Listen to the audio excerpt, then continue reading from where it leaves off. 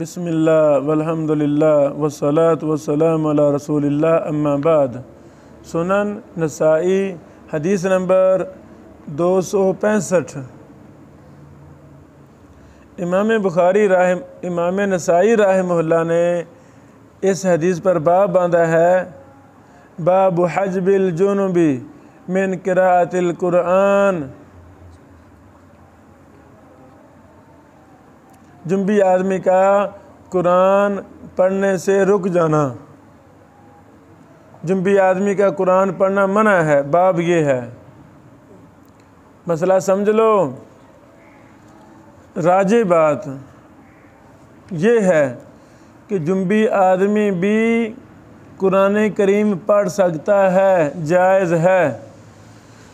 मना की कोई हदीस साबित नहीं है, ये रिवायत भी साबित नहीं है जो भी हम पढ़ रहे हैं, यह भी ज़ईफ़ है। लेकिन अफजल औला बेहतर यही है कि जब भी कुरान पढ़ा जाए इंसान पाक हो, वो और मसला है। अफजल तो है ही, कोई शक नहीं है। नबी अलैहिस्सलाम तो अस्सलामु अलैकुम का जवाब भी बग़ैर तयम्मुम बग़ैर वज़ू का नहीं देते थे। तो कुरान पढ़ना तो अस्सलामु अलैकुम से भी अफजल है।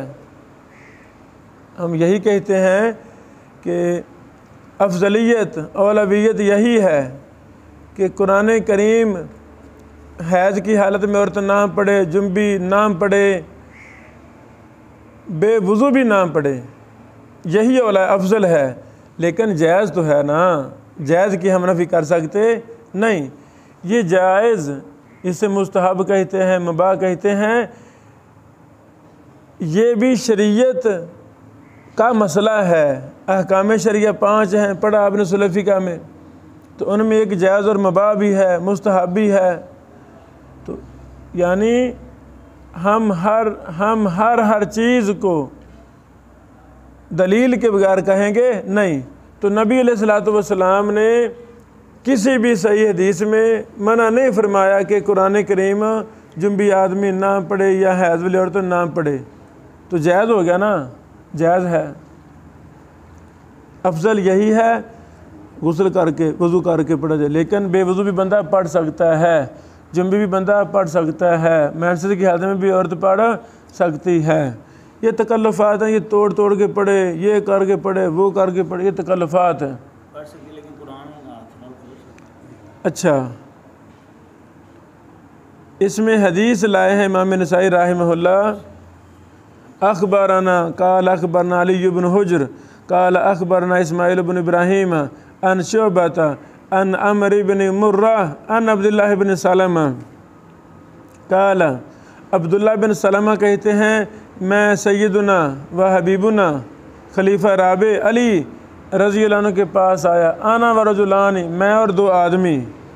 फ़काला, तो उन्होंने कहा, काना रसूलुल्लाह, थे अल्लाह के नबी अलैहिस्सलाम, यख़रुजु मिनल खला, आप निकलते थे बैतुल खला से, फ़यक़रउल कुरान, कुरान पढ़ते थे, व याकुलु मअना लहमा, हमारे साथ गोश्त खाते थे, वलम यकुन यहजुबुहु अनिल कुरान शैयुन लैसल जनाबा, नबी अलैहिस्सलाम को कुरान की तिलावत से कोई चीज़ नहीं रोकती थी, ना ही जनाबत रोकती थी। क्या मतलब, आप हर हाथ में कुरान पढ़ते थे। लेकिन ये रिवायत ज़ईफ़ है। रावी सुन ले, अली बिन हुज्र असादी अल-मरवज़ी, ये बगदाद आ गए थे, फिर मरव आ गए थे।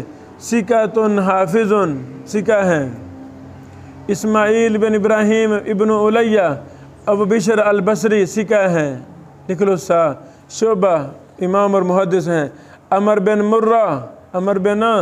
मुर्रा सिका हैं, आबिद हैं। कान ला युदल्लिस, तदलीस नहीं करते थे। हाँ, मसला क्या है। अगला रावी है अब्दुल्ला बिन सालिमा अल-मुरादी अल-कूफ़ी सदूकुन तग़य्यर हिफ़्ज़ुहु। बेटो, अब्दुल्ला बिन सालिमा जब बूढ़े हो गए थे, इनका हाफ़ज़ा ख़राब हो गया था, इख्तिलात का शिकार हो गए थे। इन्होंने ये हदीस हाफजा ख़राब होने के बाद बयान की है। लिख लो, इस वजह से ये रिवायत ज़ईफ़ है। बोलो, ये रिवायत ज़ईफ़ है।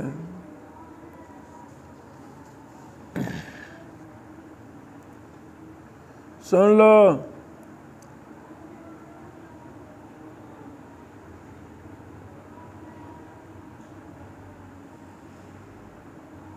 इमाम बुखारी ने कहा ला युताबा फ़ी हदीसी ही, इसकी हदीस में कोई भी मुताबित करता नहीं, कोई इसकी मुताबित है ही नहीं, ये अकेला ही बयान करता है।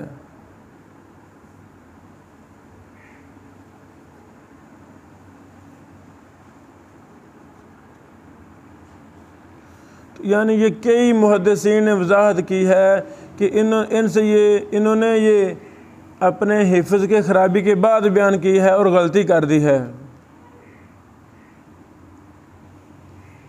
अली रज़ी अल्लाह अन्हु सहाबी हैं, अली बिन अबी तालिब रज़ी अल्लाह तआला अन्हु।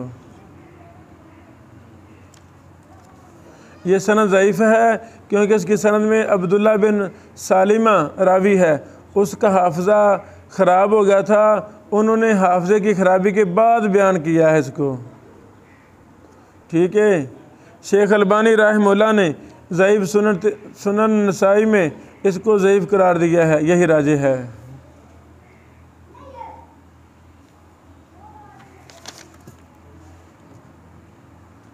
लो बेटा, इमाम इब्नुल मुंज़िर रहमहुल्लाह की ने इस मसला पर तफसील लिखी है कि जुम्बी आदमी कुरान पढ़ सकता है कि नहीं। राजी यही लिखा है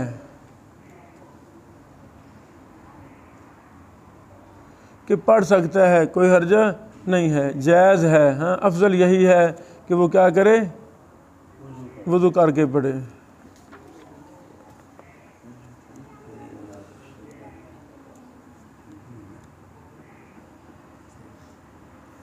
इब्नुल मुंज़िर ने लिखा है